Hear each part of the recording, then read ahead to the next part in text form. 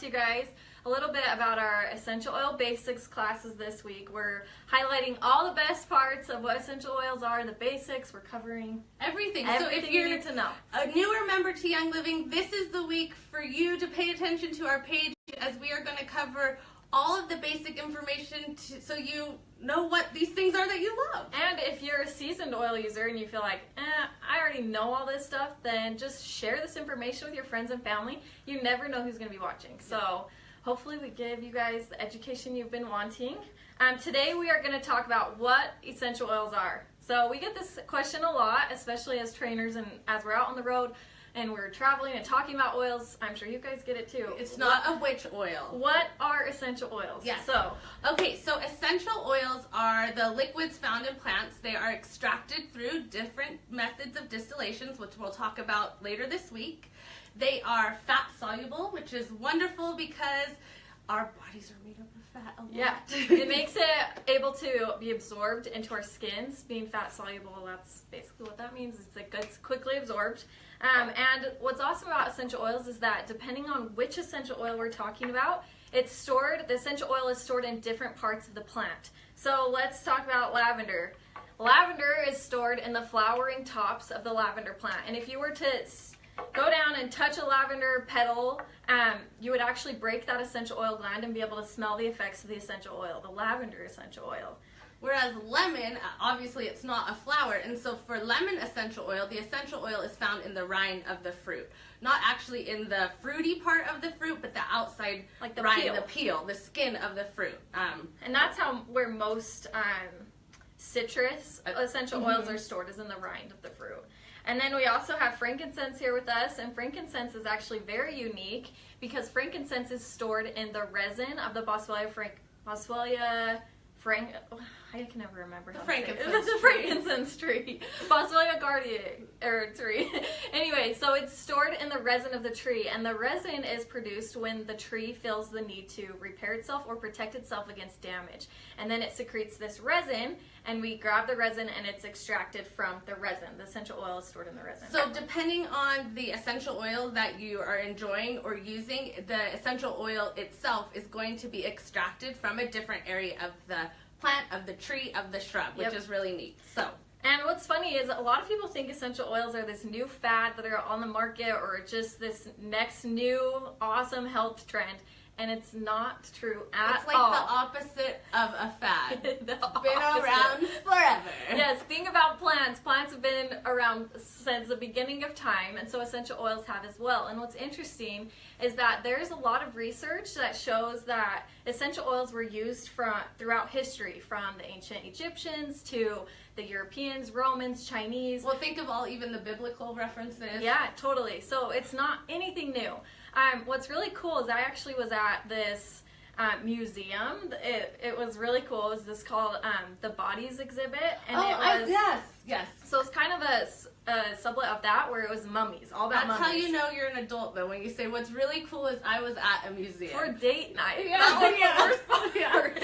Anyway, so we went to this mummies exhibit, and they had this whole section on ancient Egypt, and some of the mummies that they had there showed that they had found frankincense resin in the tombs of the Egyptians. And it was so cool. I was like nudging my husband like, see, I told you, this is legit. So it was really cool. They had a whole write-up on how beneficial frankincense was and all the many benefits that you could get that they used frankincense for in those times. And I was yes. Well, and what's neat too is, so if you are new to essential oils and maybe afraid to share because you don't want everyone to think you just are hopping on the train of the fad of essential the trendy oils. thing to do. They've been around forever, through all of history, virtually. So that's kind of a cool thing to talk about as well.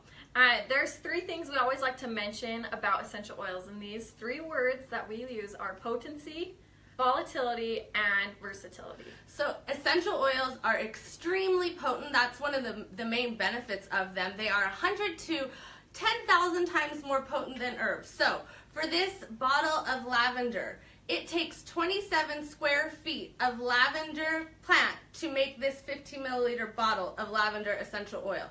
So think, I can't even fathom like 27 square feet into like this one tiny thing.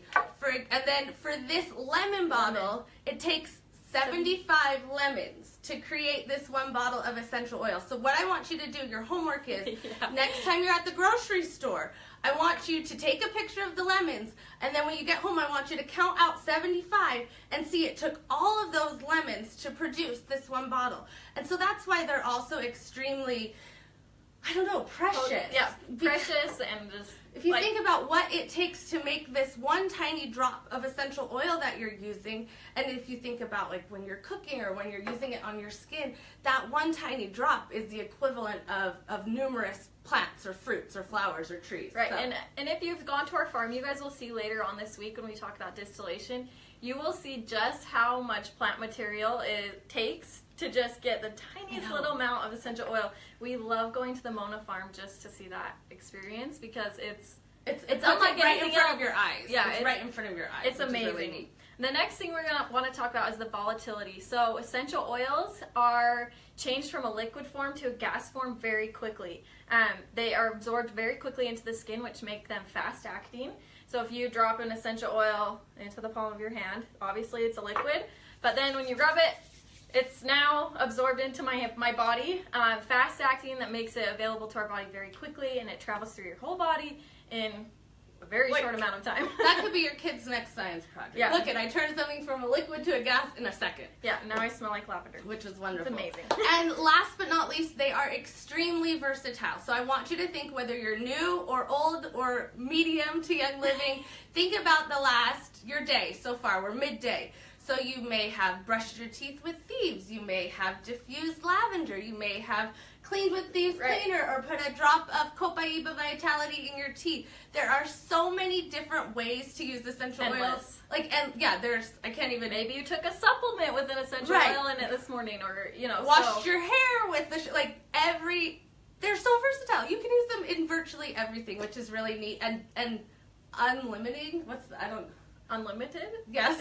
Unlimited uses. No limits. No limits. So that's what I love is I can use lavender for so many different things. Totally. I can use lemon for different things. And it's not like I have to have 100 different products to just be specialized to one usage. And there's no rule book either. Because Haley may want to use lavender to use it on her skin at night, whereas I may love to use it to diffuse it in the morning. So everybody gets to go on their own unique journey of essential oils and find what versatility works best for them. Totally. And that was one of the best things that I was advised when I very first started my essential oil journey, is just open a bottle of lavender, use it for an entire day or an entire week, and see how many different uses you can find. And we're going to talk more about specific uses later in the week as well. But sometimes I get asked, like, how do I use it? I'm like, oh, simply open it, smell it, you just used it.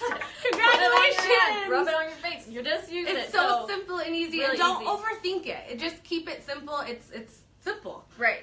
The last thing we kind of wanted to talk about is using them topically, aromatically, and internally. There are lots of different benefits, but mostly we wanted to focus on the power of aromas and using them aromatically. Okay, so the power of aromas is so interesting to me. So when you smell something, it goes, and there's more scientific ways, but this is essential oil basics. So basically, when you smell something, the aroma goes through what's called your olfactory nerve, and it goes to what's called your limbic system. And the limbic system is so neat. It is. It is really interesting. See, I am adulting now. I'm like, yes, the limbic system excited is so cool. The limbic system. We are adults. So what the limbic system does is it is in charge of your emotions and your memories, your mood. And so a smell can affect that. So think of something, I always like to use the example of, which is not an essential oil, a Cabbage Patch doll. If I had my stepdaughter smell one the other day. They're like, I don't like it. I love it. It brings you to this time of childhood, or you smell cookies. And give your example. So there's two examples, one with essential oils and one without, but I spent 2 summers in Kenya, and there is a very specific smell that for some reason, I can be walking down the streets. I remember I was in New York City last summer. I'm walking down the streets of New York, and all of a sudden I was like, oh my gosh, I'm back in Kenya. Like, it was the weirdest thing, and it was just because of the scent.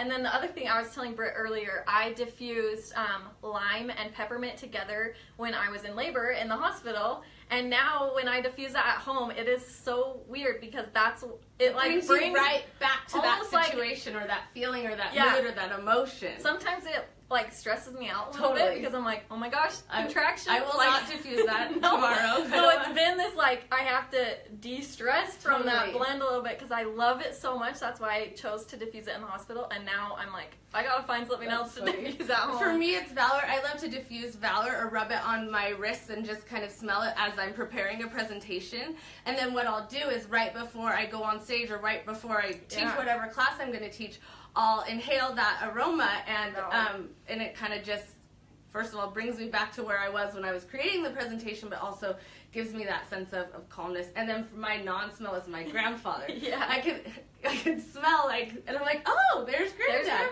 So think about a scent that's so familiar to you, and that's just quickly how essential oils can work aromatically, which I just love. Yeah, it's great. The other thing we wanted to talk about is just topical use. So when you apply an essential oil topically, it's quickly absorbed through your skin, just like we talked about earlier with volatility, and it's fast acting. That's why you're able to use them topically, is because they get into your bloodstream very quickly.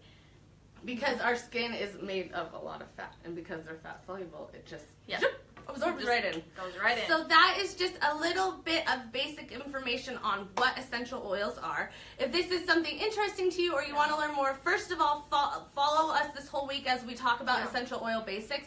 But also on Young Living University, there's a course called EO Basics. And what it has slides about everything that we've talked about today, as well as a script so that you can study and prepare, whether you want to teach a class on it or share the information with a friend. It's all right there for you. Where you find Young Living University is go into your virtual office, and then go to Member Resources. On the left side. And then right when you click on Member Resources, Young Living University will come up, and where you find this course, see, can you tell this is what I've been working on for a long time? I know, we have it memorized. Where you find the course is you go to Essential Oils, and then learn more about essential oils, and then there's 2 PowerPoints. One is Essential Oil Basics, and the other one is your starter kit.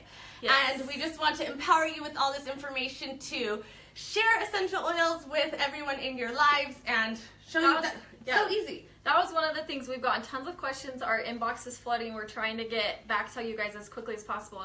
Well, I want to teach this class. Do you guys have resources for us? We do. You just have to find them. So go into your virtual office and find them. And even if you don't want to teach a class, it's a great place to just go read through the script, look at the pictures, see what we've put together for you guys, because it really is quick and easy, and you can learn so much. Or just quickly share a post, or take one of the pictures from the PowerPoint that you like and write a quick post on it. So we're excited to go back to the basics this week with you and share all the wonderful, many, many things about essential oils, and have a great day. Thanks for joining us. See you later.